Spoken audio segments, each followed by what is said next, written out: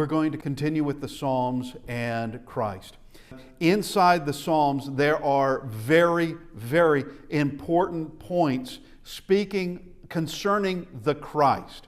Scattered throughout, you're going to find various mentions, prophecies concerning the Christ. And we have been focusing on three. We did Psalm 2. Psalm 2 begins with the plot to kill Christ and ends with the warning to worship Him. It ends with that warning. And it's a warning that does go to kings and to judges, but it's to everybody. It is there. And in Psalm 22, it begins with Christ on the cross and ends with the gospel taught to future generations. It goes into the age of the church and generations that have yet to be born, of which that would be us, but not just us. There had been a couple of thousand years of those who hadn't been born, and who knows how many years yet after us. Now we go to Psalm 10. Psalm 10 begins with the Christ sitting at the throne of God and ends in complete victory. All enemies are defeated.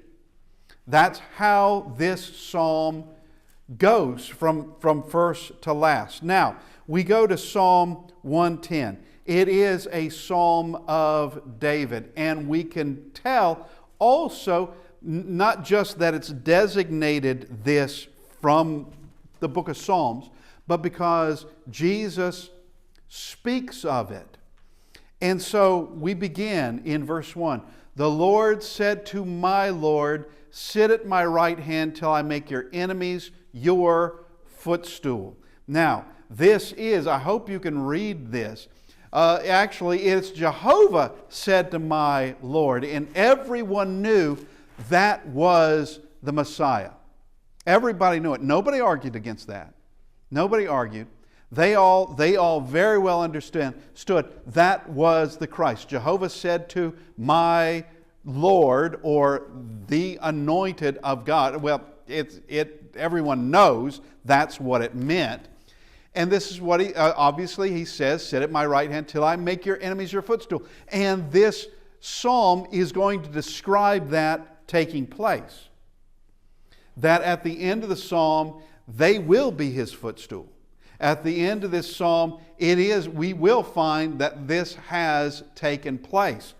And now we go to Matthew chapter 22, verses 41 to 46. While the Pharisees were gathered together, Jesus asked them, saying, what do you think about the Christ? Whose son is he? They said to him, the son of David. Okay, now that was not a wrong answer. It just wasn't the complete answer. All right, you could just very well say he's the son of Abraham. Well, that would be true too. He is a son of Abraham. Now he is the son of David, but he goes to show that there's more here. There's more to this than just being the son of David. He said to them, how then does David in the Spirit, so he's saying David wrote Psalm 110.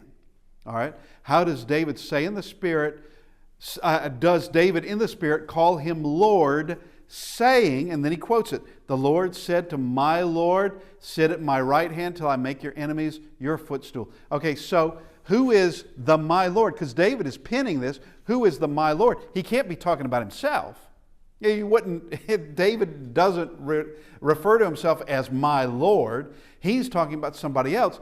And so Christ Jesus is speaking concerning what do you know about the Christ? Whose son is he? Well, he's David's son. Well, how? So he asks this question. If David then calls him Lord, how is he his son? Now, he is a direct descendant of David, but there's something else about him. There's something else about him to where David would not call a descendant and going to be several centuries before we get from David to the birth of Christ, that he's going to call him Lord, any more than he would call Solomon Lord. He's not going to do that.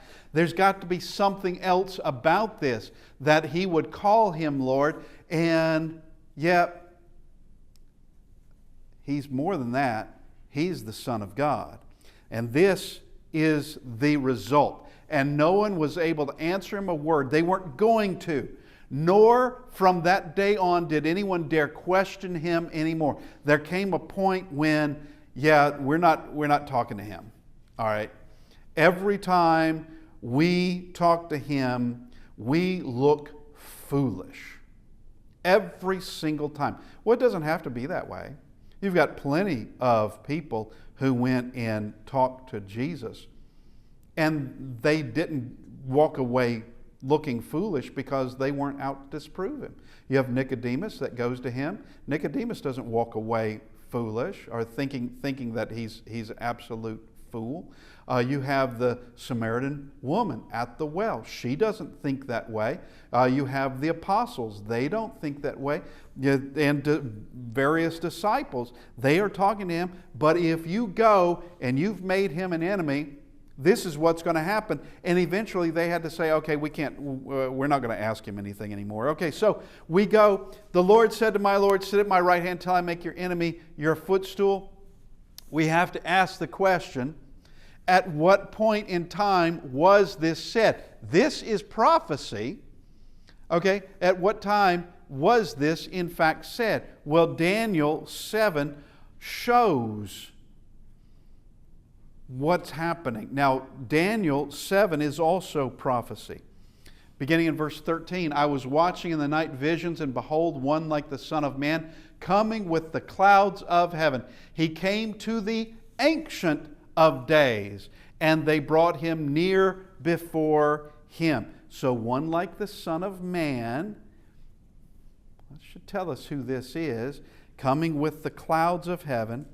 Then to him was given dominion and glory and a kingdom, that all peoples, nations, languages should serve him. His dominion is an everlasting dominion which shall not pass away, and his kingdom one which shall not be destroyed. All right, this goes right in with Daniel 2:44 of the kingdom of heaven creating a kingdom, and a kingdom that will not be destroyed. This goes hand in hand with that. And just in all this, we have to ask the question, when did the Son of Man return to heaven? When did he go to heaven? In the clouds, coming with the clouds of heaven. When did he do that? Well, we know from Acts chapter 1 when he ascended into heaven. When he died on the cross, he goes to the Hadean realm, and we can know that because of what Peter says in Acts chapter 2, also quoting prophecy in this. In Acts chapter 2, we see what Peter said, and of course Peter would not have been the only one preaching this, but saying in all of this that I foresaw the Lord always, beginning in verse 25, he's quoting Psalm 16, 8 through 11. I foresaw the Lord always before my face, for he's at my right hand, that I may not be shaken. Now we go to verse 27. For you will not leave my soul in Hades, nor will you allow your Holy One to see corruption. All right.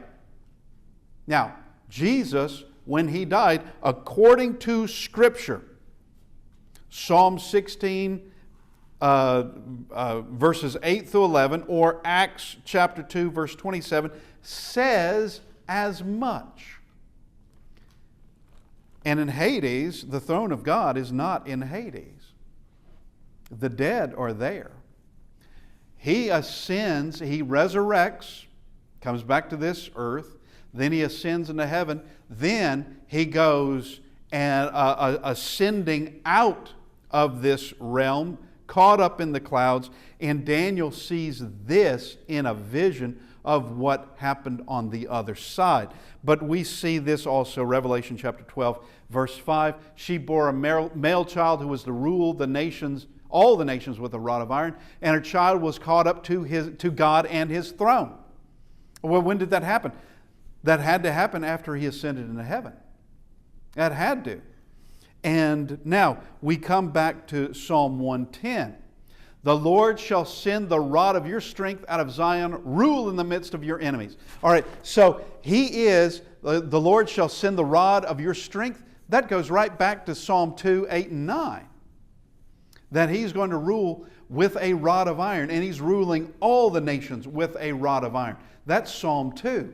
And as we made mention last week, that you can, or maybe it's the week before, I can't remember now, but you can take Psalm 2, 22, and 110 and put them together into making one chronology, going from the scheming and the planning to destroy the Christ to the cross, to immediately after the cross concerning the church, and then what occurs in heaven. And absolute victory. There is this chronology that's in all of them, and you could put them all together. You're going to have to mix up some verses in there, but it can be done. Now, they are working hand in glove with each other. So, send the rod of your strength out of Zion. Psalm 2:6. The Father, Jehovah, says, yet I have set my king on my holy hill of Zion. All right, mentioning Zion specifically. And here it mentions Zion again with the Christ, with His rod of iron. And then He says, rule in the midst of your enemies. You're going to be surrounded by enemies, and it won't matter. And we'll see some things being stated in just a few more verses of what Christ will be doing. And it is horror. It is. Of the things that He will do to His enemies. And His enemies can just surround Him, and it doesn't matter. They will lose. Now, we come to this. Your people shall be volunteers in the day of your power. In the beauties of holiness, from the womb of the morning, you have the dew of your youth. Now, your people shall be volunteers in the day of your power. That is His church. His church, they happen to be, we are volunteers. Now, this is in the day of your power, in the beauties of holiness. And here we have given in this that it's from the beginning of His kingdom and continuing on. The day of your power, once that power begins, it doesn't stop because the kingdom continues on. All right? In the day of your power, we continue to be volunteers. Whatever the time happens to be, His church will be volunteers. From the womb of the morning, that would be from the beginning of all of this. From the beginning and ever so, it's going to, His kingdom will continue on, and you have the dew of your youth. Now, He is perpetually strong, and He ascends into heaven at age 33. Now, there was a point in my life where I thought 33 was an old man. I don't have that opinion anymore. And you just, okay, I got to respect you, but yeah, you're a youth. Useful youth, but you're still a youth. And yeah, you have the dew of your youth. Verse 4, the Lord has sworn and will not relent. Those are powerful words. And the book of Hebrews bears that out. The book of Hebrews shows how this is extraordinary. That this is Jehovah who is swearing this is going to happen. And He says, I will not relent. There is no negotiating. There is no way of changing this. There is nothing that is going to alter this whatsoever. And just if He says the Lord has sworn, that's enough. But here is this extra emphasis that just hammers it down and will not relent. There is nothing that anyone can do that's going to change this, whether it happens to be the enemies of Christ or whether it happens to be his friends, such as Peter, and saying, "Far be it from you, Lord, this will never happen." All right, yes, it will. It will. Now, he swears and will not relent. What is it? What is this? You are a priest forever according to the order of Melchizedek. All right. Now, I just want to make mention that, matter of fact, I'm just going to show it right here. Melchizedek, that word hasn't shown up, that name has not shown up since Genesis chapter 14. There is a massive gap between Genesis 14 and then appearing once again now in Psalm 110 and verse 4. There's no mention of him. And might I add, we'll show it in just a minute, might I add, he is only mentioned once in Genesis. By name. Just once, and we get a quote. He's talking to Abraham. In Psalm 110, once again. Once we get to Hebrews, now we have 8 times, 8 scriptures in which he is mentioned. And there's a lot to be explained in it. There has to be. Because Psalm 110:4, we just go back to that, is a locked door. You can't know what that means without Hebrews helping you. And there's no other place where Melchizedek, you don't find his name showing up in Matthew or in Acts or in 1 Corinthians or any place, or even in the book of Revelation. It's Hebrews. That's where it is. And that unlocks the door to this saying. Because this particular saying is a complete mystery until you get the Hebrews writer explaining it to us, which shows how the Bible works. One of the things that of great literature, I do mean great literature, and the Bible is great literature. One of the things about great literature is you have mysteries, and you're wondering, what is that all about? And then later on, telling you, this is the solution. This is what you need to know about. You remember when you read that chapters ago, or in this case, books ago? You remember when you read about that? This is what it means. This is where it is. And it just goes to prove, once again, that the Bible is a unified whole. It's not just a somehow randomly selected books put together and voila, there is the Bible. That this is a unified whole, one author in it all, and that it all goes together perfectly. Now, let's look here in Genesis chapter 14. Then Melchizedek, king of Salem, brought out bread and wine. He was the priest of God Most High. This is in the days of Abraham. Abraham just conquered those kings who came from the east, and they took Lot among the population and the kings of Sodom and Gomorrah, Admah, Zeboim. And they also defeated some others as well before they even got down to those cities.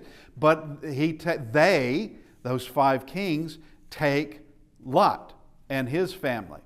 And so after Abraham defeats those 5 kings, now all of a sudden we see Melchizedek. Never mentioned before, never mentioned again until Psalm 110. All right? And he's just mentioned here in 18. That's it. Now we get to this, and he blessed him, saying, that is, Melchizedek blessed Abraham, saying, blessed be Abraham of God Most High, possessor of heaven and earth, and blessed be God Most High, who has delivered your enemies into your hand. And he, that's Abraham, gave him, that's Melchizedek, a tithe of all. He gave 1/10 of all the spoils that they were returning back to Sodom and the other cities. All right, but 1/10 of it goes to Melchizedek. All right, and there's going to be an argument placed by who blessed whom? Who is the greater of the two, Melchizedek or Abraham? Because Melchizedek is the one that gave a blessing to Abraham, and Abraham is the one that gave a tithe to Melchizedek. So who's greater in this? Melchizedek is greater. Even though Melchizedek does not have a genealogy going out creating a nation. Abraham does. There's going to be a nation coming from Abraham, and that is Israel. Melchizedek, not that we know of. It's unimportant. That doesn't matter at all. Now we come to Hebrews chapter 5 and verse 7. Who in the days of his flesh, that's Christ, when he had offered up prayers and supplications with vehement cries and tears to him who was able to save him from death, and was heard because of his godly fear, he was heard. But I want you to see, their prayers, they are vehement cries, there are tears involved in this. What was that? That's from the Garden of Gethsemane. That's where that happened. That is his prayer in the Garden of Gethsemane. But I don't think it's just limited to there. I think that there are other times when Christ, and this is just me thinking, and I've got some clues to go on in this, not necessarily here, but I do have some clues to go on of really going to Psalm 22, of where this happened more than just once. And though he is heard, you know, there's only one way that Christ can be a priest according to the order of Melchizedek, and that is for the Old Testament, the law of Moses, to be fulfilled and closed. Because he cannot serve as a priest under the old law. It belongs to the tribe of Judah. To be a priest, you have to be of the tribe of Levi and a direct descendant of Aaron. Someone could be a Levite and not be a priest at all. You can help the priests, but you can't be one. You can certainly have work there in the temple and help the priests in their duties. Levites can do that, but someone from Judah cannot do that. Everyone else is forbidden from it. And the only way for Christ to be a priest, and he's going to be a high priest, according to the order of Melchizedek, is that all of this goes away, that the Old Testament, that of the law of Moses, is completely fulfilled.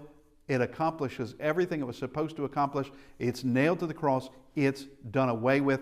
Now we're under the law of Christ, under his testament. He had to die for that. The only way that this could happen is the death of Christ. That is it. Though he was a son, yet he learned obedience by the things which he suffered. And having been perfected, he became the author of eternal salvation to all who obey him. Called by God as high priest according to the order of Melchizedek, and inasmuch as he was not made priest without an oath, for they have become priests, that's the Levites, become priests without an oath. God didn't make an oath concerning them. God didn't make an oath that Nadab and Abihu would be priests. He didn't make that oath. Or that Ananias, I forgot his name. It's a specific, I'll just go with Eli, that Eli is going to be priest. He made no oath such as that. But this one, he makes an oath. For they have become priests without an oath, but he, that's the Christ, with an oath by him who said to him, the Lord has sworn and will not relent. You are priests forever according to the order of Melchizedek. All right. Now, we have verse 22. By so much more, Jesus has become a surety of a better covenant. This better covenant could not have come except by the death of Christ. And when Jehovah says, He has sworn and will not relent, He means it. He will not relent, that the Christ must die and must die on the cross. Now, the Lord is at your right hand. He shall execute kings in the day of His wrath. This too goes back to Psalm 2, 10 and 12, specifically talking about kings and judges. Okay? He shall execute kings in the day of His wrath. He has that rod of iron. He can do it. If He wants to raise someone up to be king, He can do it. Anyone He wants, He can do it. He can take out kings, anyone He wants. He can do it as He pleases. And verse 6, He shall judge among the nations. He shall fill, this is where it gets horrible. He shall fill the places with dead bodies. He shall execute the heads of many countries. Now, this is, He shall judge among the nations. We see, going back to Psalm 2 again, 8 and 9, but also Daniel 4 and 17, God rules in the kingdom of men, and also Revelation 12 and 5, speaking of that child, that male child, who was to rule the nations with a rod of iron. And here is all this coming down. Now, He shall fill places with dead bodies. That means Christ does this as king. When He is coronated king, when He is at the right hand of God, He gets permission to do this. He gets authority to do this, and He can do it at will. And the first thing that comes to my mind is AD 70. AD 70, with the destruction of Jerusalem, did He take out kings? Yeah, He did. Did He take out where the place is filled with dead bodies? Yeah, a lot. That was a place of horror. Jerusalem was destroyed. There were many who died there, among the Jews, and, it should be said also, the Romans as well. But the Jews lost it, completely lost it. And there were things going on inside Jerusalem before the siege even began, officially began. I'm talking about the Romans going against, trying to get into Jerusalem. There were things already happening inside Jerusalem where there were dead bodies. Okay, they were turning on each other inside. And was Christ involved in that? He says, Matthew chapter 23, He says He's going to be, chapter 24, Matthew chapter 24, He says He's going to be doing it. He says that very thing that, and He gives warning. Yeah, Matthew chapter 24. He gives warning that is precisely what He's going to do. But we can go beyond AD 70 and we can see some things through history of wars, of plagues and pestilence, of disasters, of famine. We can see all these things. Is Christ behind them? Who am I to say He's not? Because we can see there are times in history where somebody slammed a door and there was no going back to that earlier time and the earlier ways. There's a generation has passed away. Certain powers are now long gone. They are gone, and there's no going back. You can reminisce about it if you wanted to, but there's no going back. Somebody slammed those doors. Somebody, in fact, filled the places with dead bodies. Was it Christ? I'm going to say He could do it. He could do it. I do believe He has done it beyond what He said in AD 70, because this is talking about nations. That's plural, aside from the fact that in using the word nations, that means the Gentile world. Now, He shall drink, this is beautiful.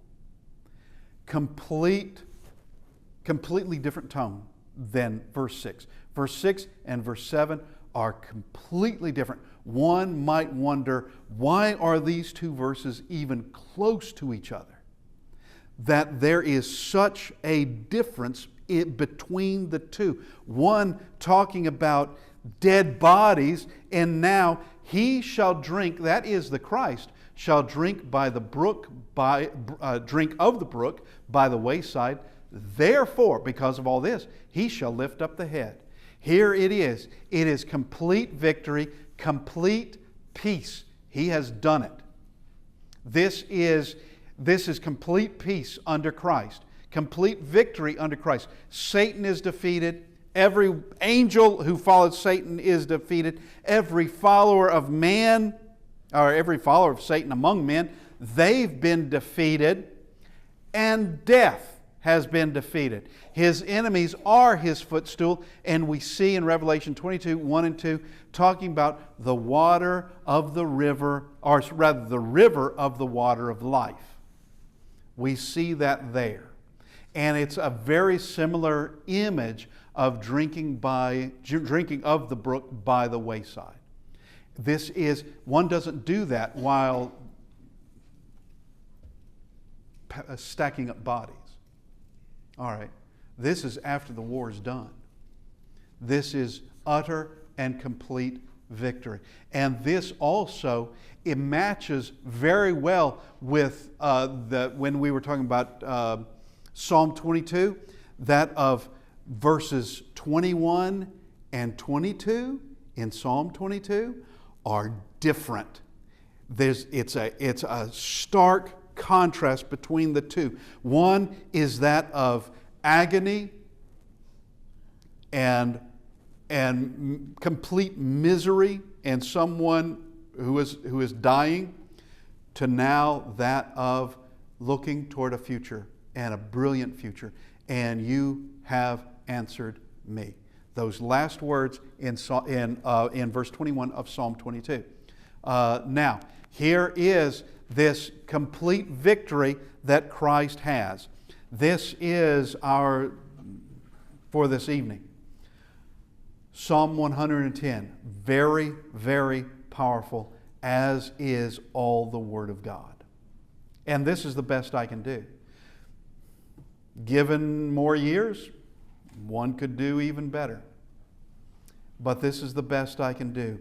And giving the Word of God attention and looking at as what it says, what it means, and how it all works together, and what it is teaching us.